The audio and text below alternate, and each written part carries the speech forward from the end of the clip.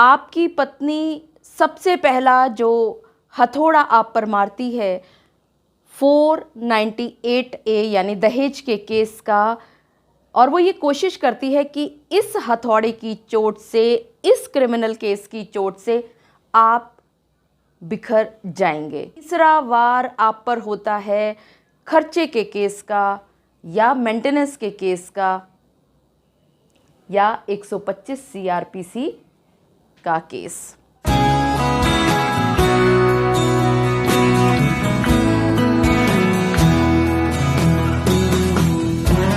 मेरे बहुत सारे सब्सक्राइबर्स मुझसे बार बार सवाल पूछ रहे हैं कि मेंटेनेंस क्या है, कौन कौन सी ये स्टेजेस होती हैं और वो इस मेंटेनेंस देने से कैसे बच सकते हैं।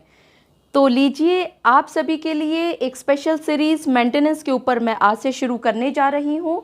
ये पूरा वीक मेंटेनेंस वीक कहलाएगा और आप लोग मुझसे जो भी सवालात पूछेंगे मैं भरसक प्रयास करूँगी हर एक सवाल के ऊपर मैं आपके लिए एक वीडियो बना दूँ। मैं एडवोकेट मोहिनी मोना आप सभी का पुनः स्वागत करती हूँ और आप सभी देख रहे हैं अपना पसंदीदा चैनल मोहिनी मोना एडवोकेट। अगर आपने मेरे इस चैनल को अभी तक सब्सक्राइब ना किया हो या आप मेरे इस चैनल के लिए नए हैं तो इसको जल्दी से जल्दी सब्सक्राइब कर दें ताकि आपको इसी तरह की इन्फॉर्मेशंस टाइम टू टाइम मिलती रहे।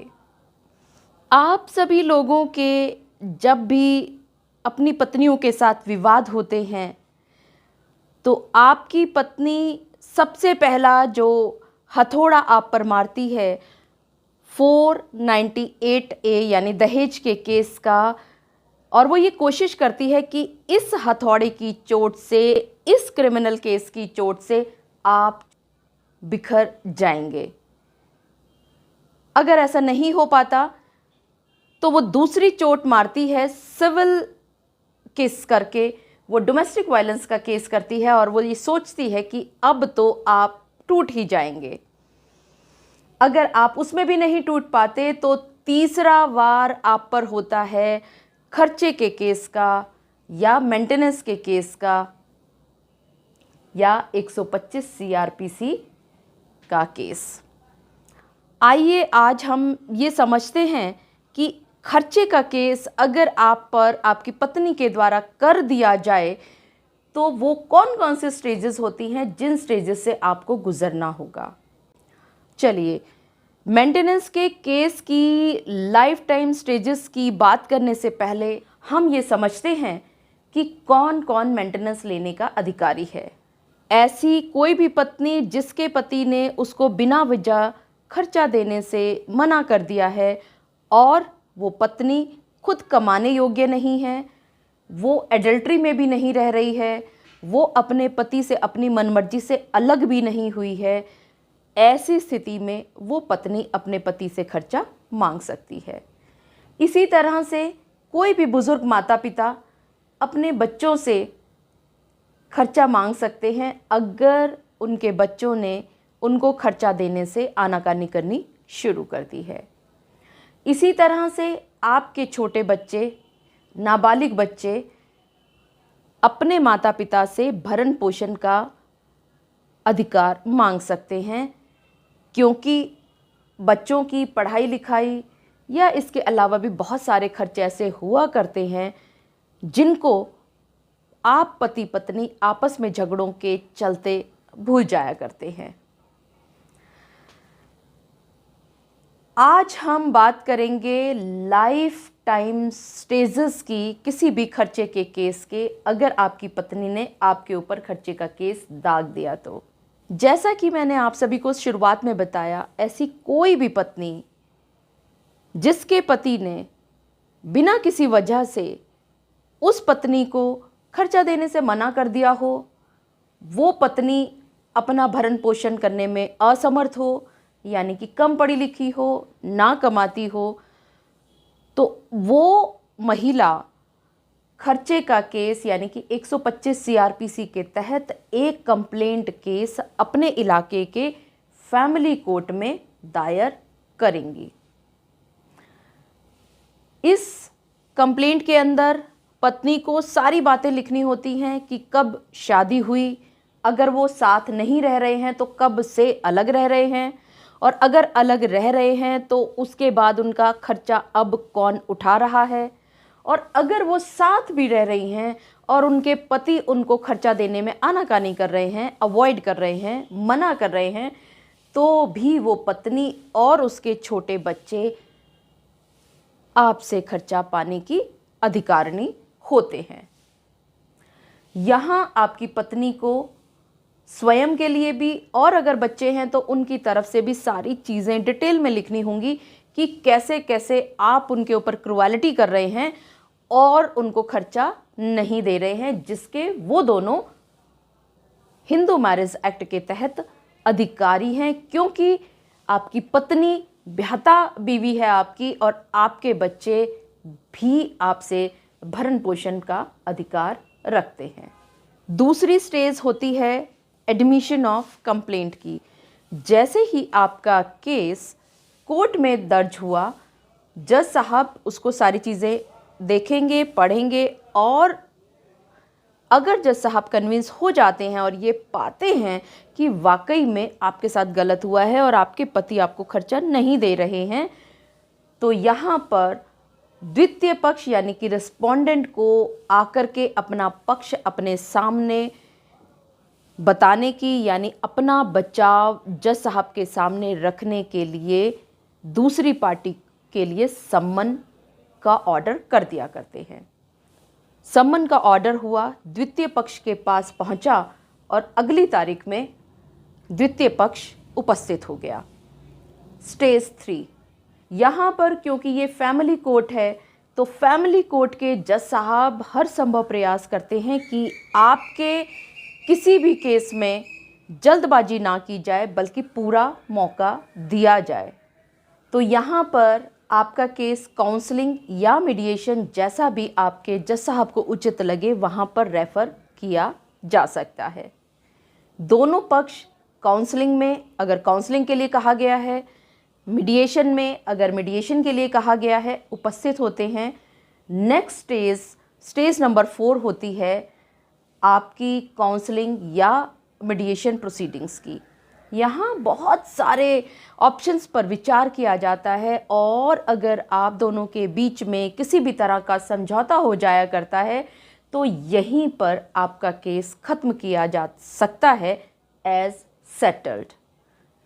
मान लेते हैं कि यहाँ पर आपका केस सेटल नहीं हुआ और आपका केस आ गया वापस उसी कोर्ट में जिस कोर्ट से आपका केस मीडिएशन या काउंसलर के पास पहुंचाया गया था। अब मौका दिया जाएगा रिस्पोंडेंट को अपना ऑब्जेक्शंस रेज करने के लिए एक WS यानी रिटन स्टेटमेंट के द्वारा। रिटन स्टेटमेंट का अर्थ ये हुआ कि आपकी पत्नी ने आप पर जो भी लांछन लगाए लिखित रूप से, और ये कहा कि आप उसका ध्यान नहीं रख रहे, उसको पैसा नहीं दे रहे उसके खाने खर्चे के लिए, तो आप भी अगर ये मानते हैं कि आपकी पत्नी का केस झूठा है तो यहाँ पर आपको मौका दिया जाएगा अपना बचाव पक्ष प्रस्तुत करने का, और वो होगा रिटन स्टेटमेंट के ज़रिए। यहाँ रिटन स्टेटमेंट के साथ ही साथ आप दोनों को, पत्नी को भी और पति को भी, ये कहा जाएगा कि वो डिटेल्ड इनकम एफिडेविट यहाँ पर प्रस्तुत करें। बहुत सारे केसेस में लड़कियां जिस समय पर कंप्लेंट दायर करती हैं उसी समय पर detailed affidavit Rajneesh versus Neha के हिसाब से जमा कर दिया करती हैं। अगर उन्होंने नहीं किया तो दोनों पक्षों को कहा जाता है कि अगली डेट पे वो WS के साथ साथ डिटेल्ड इनकम एफिडेविट भी लेकर के आए। ये था आपका स्टेज नंबर 5। अब बात कर लेते हैं स्टेज नंबर 6 यानी रिजॉइंडर की। यहाँ रिबटल किया जाता है पटिशनर यानी पत्नी की ओर से जो भी ऑब्जेक्शंस रेज किए गए थे रिस्पोंडेंट के द्वारा उसकी कंप्लेंट में, तो वो सारे रिजॉइंडर्स को वो स्टेज नंबर 6 में सामने लेकर के आया जाता है, और ये भी एक लिखित तरह से हुआ करता है। और कोशिश की जाती है इसी स्टेज पर कि अगर पत्नी ने अपनी तरफ से कोई भी इंटरिम मेंटेनेंस की एप्लीकेशन भी साथ में फाइल की है तो उस पर भी बहस करके उस पर निर्णय सुना दिया जाता है। अब समझते हैं स्टेज नंबर 7 यानी फ्रेमिंग ऑफ इश्यूज की। क्योंकि सारी प्लीडिंग्स कंप्लीट हो चुकी हैं, पत्नी यानी पटिशनर ने जो कुछ भी कहना था वो सारी चीज़ें बता चुकी हैं। कंप्लेनेंट की सारी बातें बताने के बाद रिस्पोंडेंट यानी हस्बैंड ने जो भी ऑब्जेक्शंस रेज करने थे अपने सारे ऑब्जेक्शंस रेज कर दिए हैं। दोनों की डिटेल्ड एफिडेविट आ चुकी हैं। काउंसलिंग या मीडिएशन जो होना था वो भी हो चुका है। रिजॉइंडर भी आ चुका है कंप्लेनेंट यानी वाइफ का। इन सारी प्लीडिंग्स को देखते हुए यहाँ पर जज साहब उन मुद्दों का निर्धारण करते हैं कि जिन मुद्दों पर अब केस को आगे चलाना है। मुद्दों के निर्धारण का अर्थ ये हुआ कि पत्नी ने अगर कोई बात कही है अपने पति के खिलाफ तो यहाँ पर उसको ही वो साबित करनी होगी। वो एक मुद्दा बनाया जाएगा कि आप ये साबित कीजिए क्योंकि आप ऐसा कह रही हैं। इसी तरह से पति ने रिटन स्टेटमेंट में जो भी बात कही होगी अपनी पत्नी के खिलाफ में जो भी ऑब्जेक्शंस रेज किए तो जज साहब उसको साबित करने के लिए भी पति को ही कहेंगे कि क्योंकि आप ऐसा कह रहे हो तो अब आप साबित कीजिए इनको। अब मुद्दों का भी निर्धारण हो गया। मुद्दों का निर्धारण होने के बाद जो नेक्स्ट स्टेज आती है, स्टेज नंबर 8, वो होती है पटिशनर एविडेंस। यहाँ पर आपकी पत्नी ने प्लेंट के साथ या कहें कि कंप्लेंट के साथ जो जो डॉक्यूमेंट्स लगाए जिसमें वो ये दिखा रही हैं कि किस तरह से आपने उसके साथ क्रुएलिटी की और किस तरह से आपने मेंटेनेंस ना देने की गलती की, तो ये चीज़ों को साबित करते हुए वो जो जो डॉक्यूमेंट दिखा रही हैं उन डॉक्यूमेंट को वो कोर्ट में जाकर के एग्जिबिट कर लेंगी। ये जो एग्जिबिट अपने डॉक्यूमेंट्स को करना होता है इसको कहते हैं चीफ। अब चीफ होने के बाद द्वितीय पक्ष यानी रिस्पोंडेंट पति के वकील साहब का मौका आता है पत्नी को उनकी बातों पर झूठा साबित करने के लिए सवाल जवाब करना। इसको कहते हैं क्रॉस एग्जामिनेशन। इसका अर्थ ये हुआ कि पीई में भी अपने आप में 2 स्टेजेस हैं। पहली स्टेज चीफ, दूसरी स्टेज क्रॉस।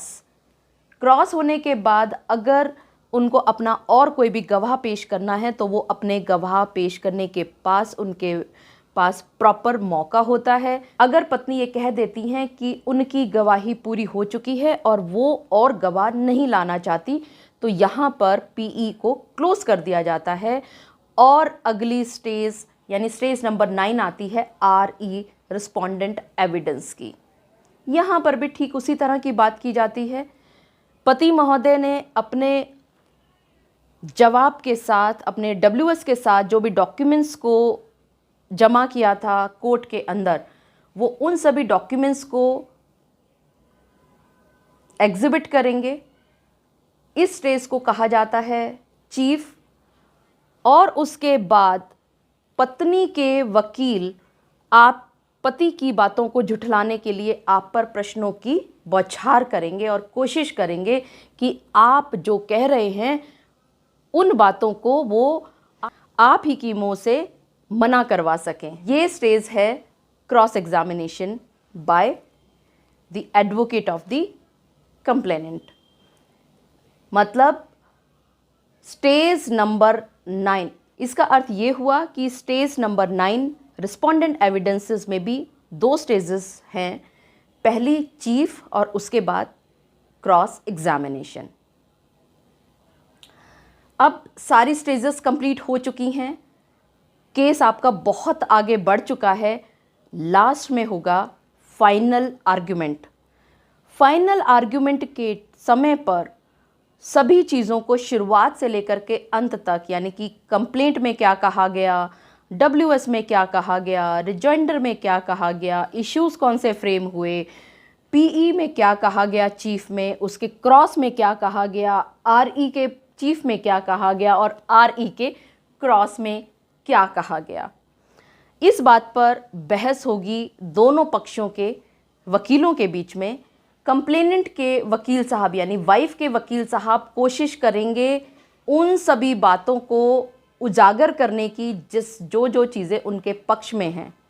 इसी तरह से पति के वकील साहब उन सभी बातों को सामने लेकर के आएंगे कि देखिए जी, लड़की ने कंप्लेंट में तो ये कहा था, लेकिन क्रॉस में उसने इन बातों को मना कर दिया, मतलब उसकी कंप्लेंट झूठी थी। यानी इस तरह की जिरह चलेगी दोनों ही पार्टीज़ के एडवोकेट्स के बीच में। और इसके बाद एक आखिरी डेट मिलेगी स्टेज नंबर 11 के लिए ऑर्डर या जजमेंट पास करने के लिए। और जैसे ही जजमेंट आपकी पास हो जाती है तो आप ये समझ सकते हैं कि आपके मेंटेनेंस केस की स्टेजेस की लाइफ साइकिल कंप्लीट हो चुकी है। मुझे पूरा विश्वास है कि आज के इस वीडियो के ज़रिए आप सभी को आपके खर्चे के केस में कौन कौन से स्टेजेस को पार करना हो सकता है या कौन कौन सी सावधानियों का ध्यान रखना हो सकता है, इन सभी चीज़ों के बारे में अच्छी तरह से मालूमात हो गई होगी। मुझे पूरा विश्वास है कि आप सभी को मेरा आज का वीडियो बहुत अच्छा लगा होगा, और अगर आपको ये अच्छा लगा तो इसको लाइक, शेयर और कमेंट करना ना भूलिएगा। और कमेंट में आप अपना सवाल पूछ सकते हैं जिनका जवाब देते हुए मैं एक नया वीडियो आपके लिए स्पेशली आपके लिए बनाने वाली हूँ। और हाँ, अगर आपने मेरे इस चैनल को अभी तक सब्सक्राइब नहीं किया है तो इसको जल्दी से जल्दी सब्सक्राइब कर दें, ताकि आपको इसी तरह के लीगल इन्फॉर्मेटिव वीडियोस की नोटिफिकेशन सबसे पहले मिल सके। अपना और अपने परिवार का बहुत अच्छी तरह से ध्यान रखिएगा। Thank you, take care, bye bye.